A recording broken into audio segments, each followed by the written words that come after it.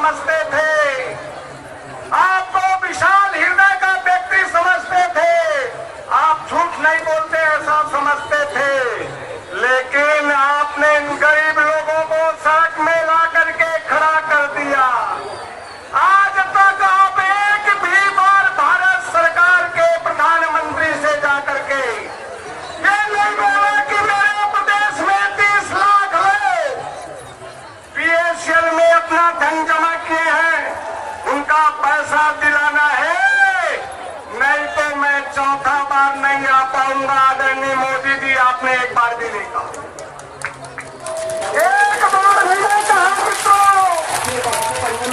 नहीं तो आपका हमारा पैसा अभी तक हमको मिल गया रहता। अरे हम इनसे भीख नहीं मांग रहे हैं, ये हमारा आपका पैसा है।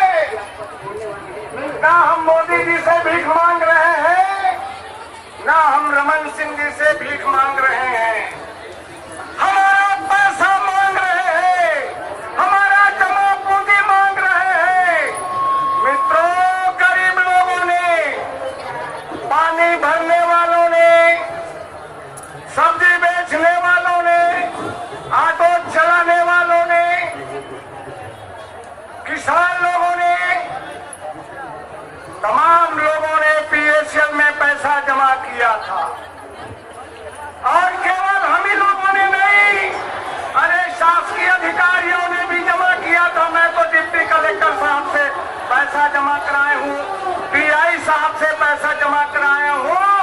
हिंदुस्तान का ऐसा कोई गांव नहीं, कोई शहर नहीं है जहाँ के लोगों ने अपना पैसा पीएसएल में नहीं जमा किया। चाय बेचत रही से